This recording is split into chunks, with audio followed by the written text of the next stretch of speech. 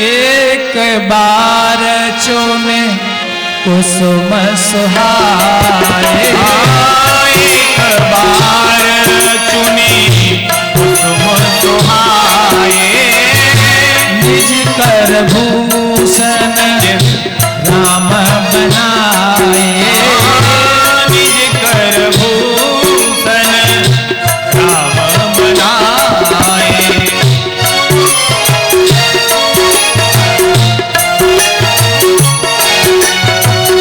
सीतहि पहरा हे प्रभु सादर, सीतहि पहरा हे प्रभु सादर, फटिक शिला पर बैठे सुंदर, फटिक शिला पर बैठे सुंदर, एक बार चुने कुसुम सुहाए।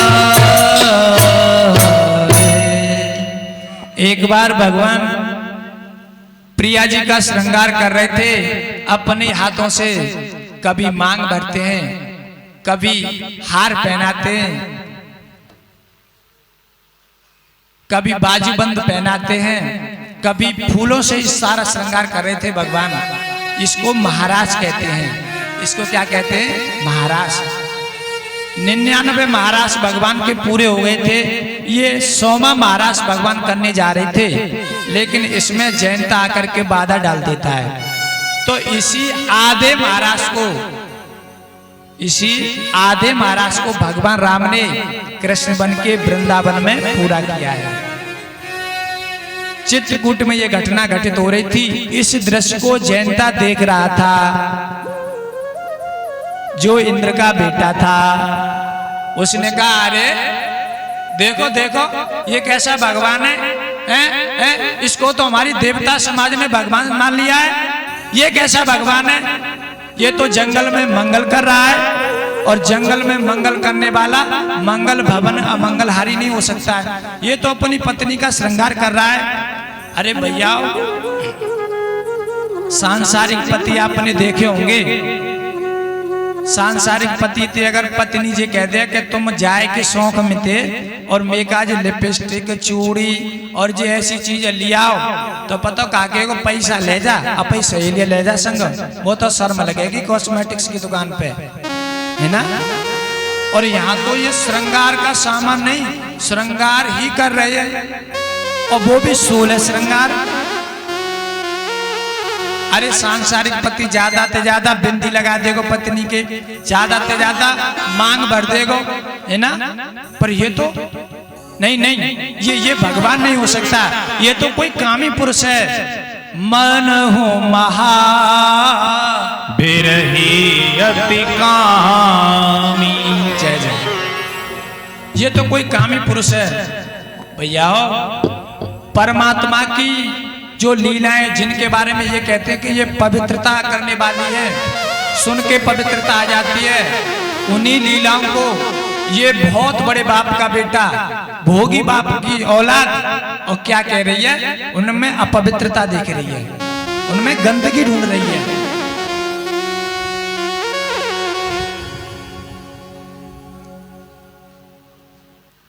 जयंता माने चौंच मारा, सीता जी ने चौंच मारी थी ना।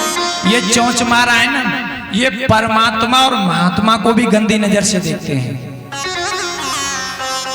परमात्मा और महात्मा को भी ये गंदी नजर से देखते हैं, और गंदी नजर से ही नहीं देखते, उनके बारे में न जाने क्या क्या बकते हैं कि ये तो ऐसे होते हैं, ये तो दूसरों को उपदेश देते रहते हैं, खुद अंधियारे जाए आन दिखावे रास्ता, खुद अंधियारे जाए। संतों के बारे में न जाने क्या क्या बकते रहते हैं। एक बात बताऊं, इन चोंच माराओं ने जब परमात्मा और महात्मा को गंदी नजर से देखा है, और हमें और आपको अगर ये गंदी नजर से देखते हैं, तो इसमें कोई बड़ी बात नहीं है। अच्छा, जो परमात्मा और महात्मा को गंदी नजर से देखेगा ना, तो बाकी तो दोनों फूटनी ही है। चिंता की फूटी थी ना भैया। संसार को देखने वाली दृष्टि तो सबके पास हुआ करती है, जगत को देखने की दृष्टि तो हर किसी के पास होती है, पर परमात्मा महात्मा को देखने वाली दृष्टि किसी किसी के पास हुआ करती है। बोले शंकर भगवान की जय। अभी से एक निवेदन है कि जो स्वागत करवाएंगे वो 3:15 बजे करवाएंगे। जो भी हमारे महानुभाव जितने भी हमारे आगुंतक हैं उनका बहुत बहुत अभिनंदन। 3:15 बजे हम बुला लेंगे व्यासपीठ पे, तब तक 1 घंटा अनवरत कथा सुने। बोले शंकर भगवान की जय। बात चल रही थी दृष्टि की। ये जो अर्जुन है ना भैया, अर्जुन भगवान को पता है कौन कौन सी नजर से देखता है, पर कि ये मेरे साथी है और मैं रथवान हूं। कभी कभी कहता है कि ये मेरे मित्र है, मैं इनका मित्र हूं। यहाँ तक भगवान माफ कर देते हैं, पर पता है कभी कभी किस दृष्टि से देखता है। बोले जी मेरे साले और मैं इनको बहनोई हूं। तब भगवान ने कही वो आंधरे, भगवान ने कहा कि वो आंधरे ने महापुरुषन देख वो सीख ले। तब भगवान ने अर्जुन को आंख दी है। दिव्यम ददामि ते चक्षु पश्यमे योगम ईश्वरम। तो जैनता महापुरुषों को गंदी नजर से देखता है। आंखों में खुद के दोष है औरों में देखता, आंखों में तेरे दोष है औरों को देखता।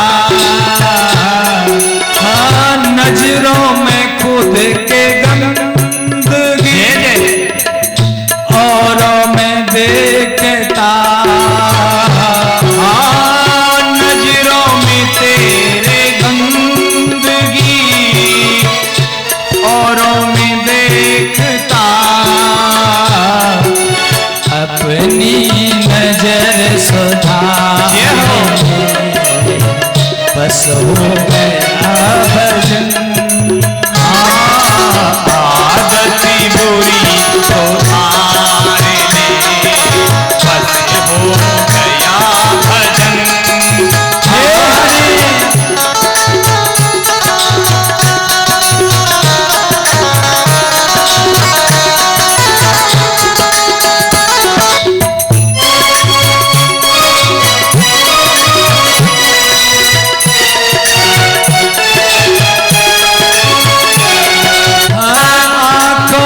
खुद के दोष है और मैं देखता। आँखों में तेरे दोष है और मैं देखता। हनुमान जी जब लंका में गए थे ना तो लंकिनी बोले ए चोर। हनुमान जी बोले मैंने तो जन्म से लेकर आज तक कोई सुई सी चीज ना चुराई। और जी मोते चोटा कह रही है लंकिनी, मोते चोटा कह रही है। हनुमान जी बोले जाइए आंखें को ऑपरेशन करना पड़े। हनुमान जी ने एक दो उल्टे आते पता क्या कह रही है। पहले कह रही थी तुम चोर हो, अब क्या कह रही है तात मोर अति पुण्य बहुता और देखे नयन राम कर दूता।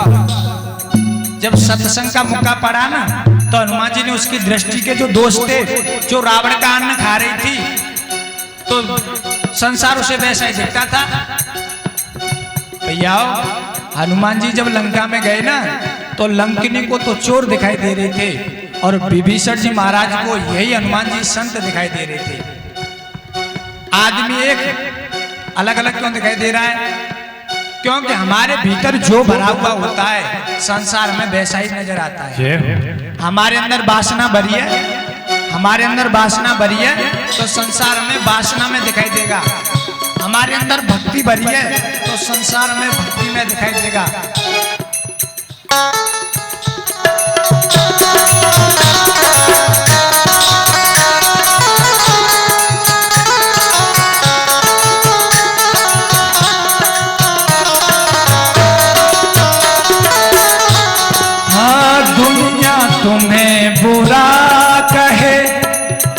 पर तुम करो क्षमा।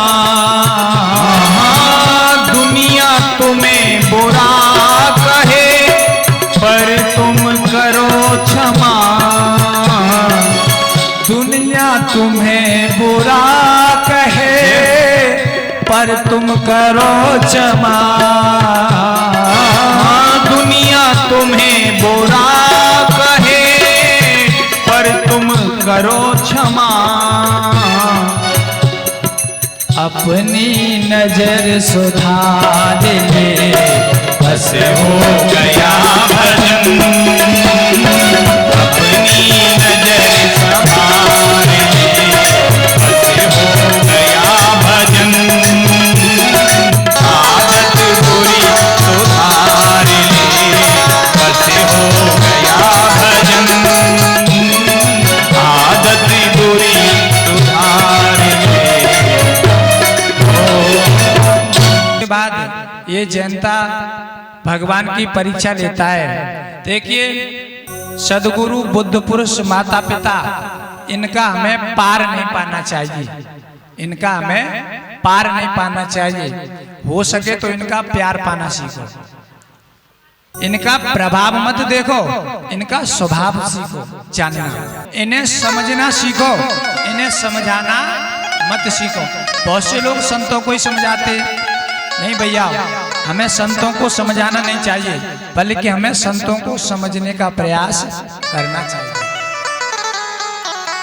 जयंता ने कहा कि मैं राम की परीक्षा लूंगा। देवता समाज हमारी इसको भगवान कहती है। ये कैसा भगवान है, पत्नी की गोद में सिर रख के सो रहा है। ये तो कोई कामी पुरुष है, भोगी पुरुष है, ये भगवान नहीं है। परीक्षा लेता है राम जी की। एक बात निवेदन कर दूं, हमारी जो रामत्व है ना, यानी परमात्मा, ये दुनिया वाले जब जब परीक्षा लेते हैं तो ये राम की ही परीक्षा लेते हैं। कभी इन रावणों की परीक्षा हमारी समाज नहीं लेता है। आपने राम कथा सुन रहे हो, रावण की परीक्षा कोई ले आयो है भाई? पतो बेटा रावण की परीक्षा ले गए तो रावण है ना छोड़ देगो रावण नहीं। राम जी की देखो सती ने परीक्षा ली है, कई भी परीक्षा लेती है। मैं कर प्रीति परीक्षा देखी, वो पर करें स्नेह विशेषी। जयंता ने परीक्षा ली है, सुग्रीव भी परीक्षा लेता है। जयंता भगवान की परीक्षा लेने के लिए चल पड़ा और बेश किसका बनाया भैया? बगुला का। सही बोल रहा हूं मैं? बताओ हाथ ठाड़ो करके। गलत कह रहा हूं ना? हाँ गलत कह रहा हूं। बेश बनाया था कौवा का। कौवा का क्यों बनाया, इसका भी कारण बताया है संतों ने। भैया जैसो बाप होगो ना, औलाद में बाप की घोड़िया मत है। जैसो बाप होगो, बाप अगर ईमानदार है और बेटा झिक्की बेईमान है, बाप ईमानदार है और बेटा झिक्की बेईमान है, तो कहूं न कहूं बेटा ईमानदारी दिखा देगा। बाप के गुण है ना। और बाप झिक्की बेईमान है और बेटा ईमानदार है, तो बेटा कहीं न कहीं बेईमानी दिखा देगा। भरोसा मत कर लेना। शास्त्र कहते हैं आत्मा वही जायते पुत्र, पुत्र ही पिता का रूप होता है। तो जैसो बाप वैसी औलाद। बाप कैसो है? काक समान पाक रिपु रीति। बाप जाको कौवा। बाप का है इंद्र कौन बताया है? कौवा। इसीलिए कौवे का वेश बनाता है। कौवा का वेश बना करके सीता जी के चरणों में चोंच मारता है। मारता रहा। सीता जी कुछ बोली नहीं, क्योंकि भगवान गोदी में सिर रख के शयन कर रहे हैं ना, तो निंद्रा में विक्षेप आ जाएगा। इसी को तो सेवक कहते हैं कि स्वामी को कष्ट नहीं आ जाए, भले सेवक पे कष्ट आ जाए। यही सच्चा सेवक है। तो जब बार बार चोंच मारता रहा तो भगवान के पास वो रक्त आया। भगवान बोले अरे मैंने तो अभी महाबल लगाई थी सीता जी के पैरों में, तब तो कोई घाव नहीं था। देखा तो एक वृक्ष पे कौवा बैठा हुआ है, उसकी चोंच रक्त से सन रही है। भगवान ने धनुष बाण चढ़ाए, सीख ली। सीख जैसे तिनका होता है ना, उसी को ब्रह्मास्त्र बना के फेंक दिया और यहाँ से ब्रह्मास्त्र पीछे लग गया है और जयंता भागने लगा। लेकिन भैया न तो वो बाण जयंता को मार रहा है और न ही वो बाण जैनता को बचा रहा है। न तो जैनता मर रहा है और न बेचारा जी रहा है। भैया जब हमारे जीवन में ऐसी परिस्थिति आ जाए कि जब हम तो न तो जी रहे हों और न ही मर पा रहे हों, तो समझना हम कहीं न कहीं संत का अपराध किए बैठे, कहीं न कहीं भक्त में चोंच मारे बैठे। बहुत से लोग कहते हैं महाराज जी हम तो ऐसा कोई बुरा काम करे ना, फिर देखो हमारे साथ नहीं। भैया अगर हमारे साथ ऐसा हो रहा है कि न तो हम जी पा रहे हों और न ही मर पा रहे हों, ऐसी परिस्थिति अगर हमारे जीवन में पैदा हो गई है, तो हम कहीं न कहीं किसी परमात्मा का, किसी महात्मा का, अपने माँ बाप का, अपने से बड़ों का, अपने से पूज्यों का अपराध किए बैठे हैं। ये बाढ़ क्या है भैया? ये बाढ़ है कर्म। जैनता ने चोंच मारी है तो वो खुद के कर्म ही तो उसका पीछा कर रहे हैं। भाई जैनता चोंच नहीं मारता तो ये बाण क्यों लगता बाबूजी, है ना? तो ये हमारा कर्म ही तो, जीव का कर्म ही बाण है। और ये कभी पीछा छोड़ने वाला जैनता का पीछा नहीं छोड़ा। जैनता ब्रह्मलोक में गया, शिवलोक में गया, सारे देवताओं के पास भागा, लेकिन इस बाण ने पीछा नहीं छोड़ा। कर्म व्यक्ति का पीछा नहीं छोड़ता है। गामनम कहमत है दिल्ली जाओ चाहे बंबई और कर्म जाएगो संगई। अच्छा यहाँ से फिर भागता है ये इंद्र के पास। कहाँ जाता है बाबूजी? इंद्र के पास। इंद्र माने स्वर्ग। इंद्र स्वर्ग का ही तो राजा है। तो आदमी बुरे काम करके, काम तो बुरे कर रहा है और चाह क्या रहा है कि हम जाएं तो जाएं स्वर्ग को ही जाएं, बुरे काम करेंगे। पर भैया बुरे काम करने बारे ने आज तक स्वर्ग में जगह मिली है भैया? कबू नहीं मिली। बाप ने इतनी जोर से लात मारी, बोले नालायक हम जानते नहीं है राम को, तूने कोई न कोई गड़बड़ की होगी, फटकार दिया। यहाँ थोड़ी सी मैं व्यवहारिक बात बता दूं। जैनता ने जब चोंच मारी थी ना सीता जी के, तो कौआ बन के मारी। और लेकिन जब बाप के घर में गए ना, अपने घर में घुसो तो कौआ बन के नहीं घुसो। जो पहला रूप था धरे निज रूप, यानी जैसा तो कहो। तो भैया बाप के कैसे पता चल जावे? इंद्र को कोई बहुत ज्यादा सम्मान नहीं मिला है रामायण में, लेकिन यहाँ इंद्र ने इतना सम्मान का काम किया है जो हम सब के लिए बहुत प्रेरणादायक है। जैसे ही छोरा लड़के आयो तो लात दैया खींच ली, बोले खबरदार राम का अपराध करके आया होगा।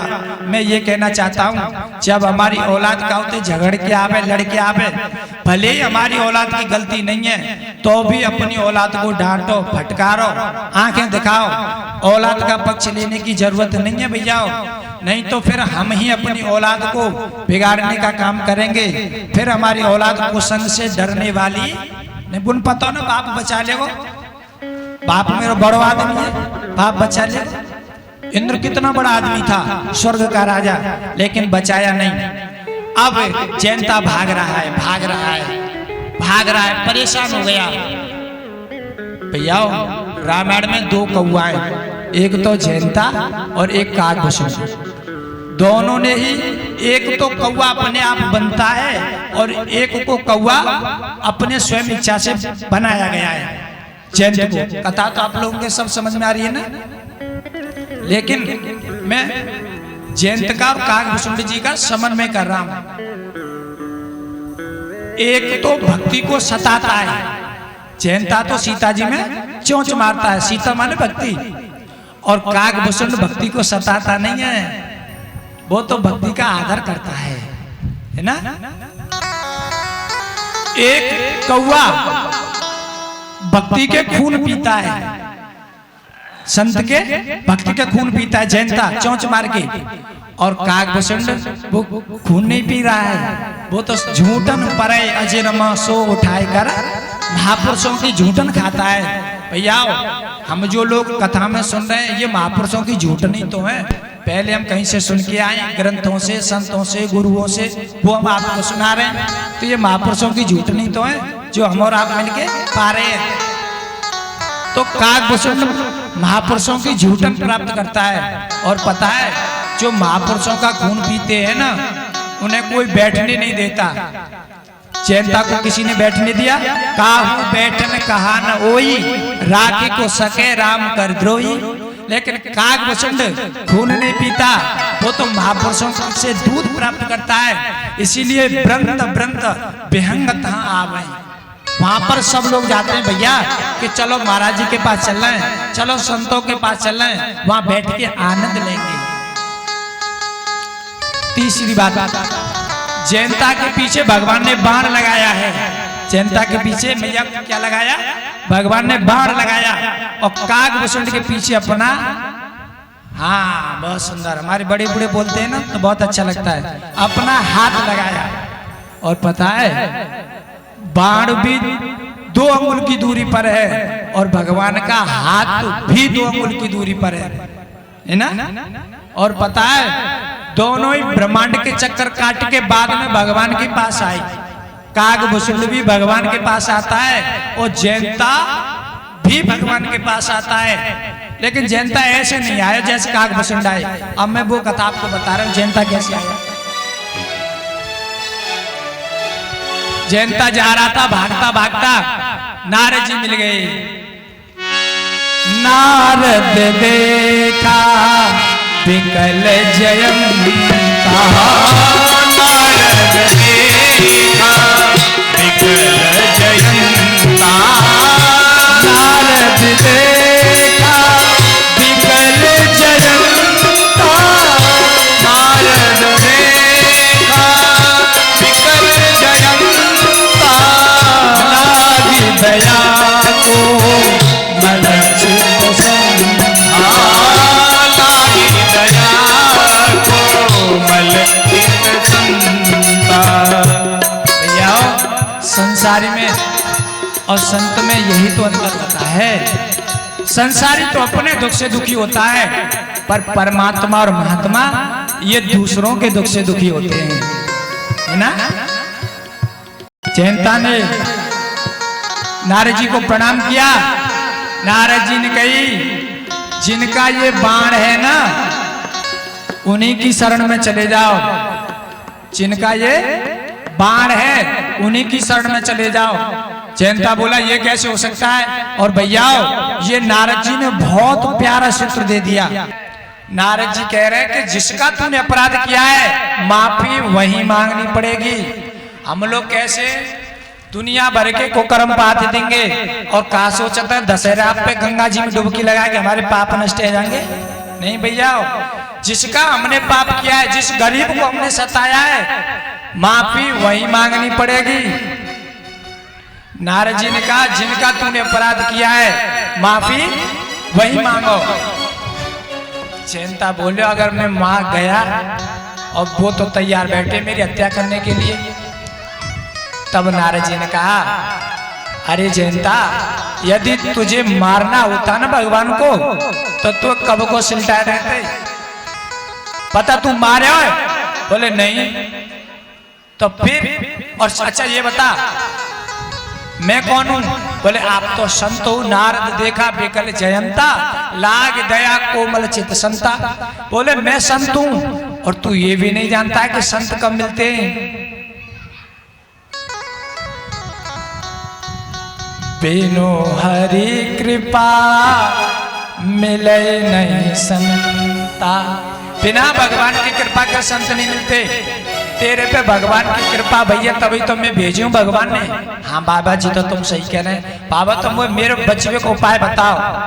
नारद जी ने कही देख भाई तू भगवान के स्वभाव को नहीं जानता है। अति कोमल रघुवीर स्वभाव। भगवान को जो स्वभाव है ना वो सास की तरह ना हो। तो भैया बता दो सास का स्वभाव कैसे होता है? बता दो। सास बहू की गलती है बुढ़ापे तक याद रखे, लेकिन परमात्मा अति कोमल रघुवीर स्वभाव।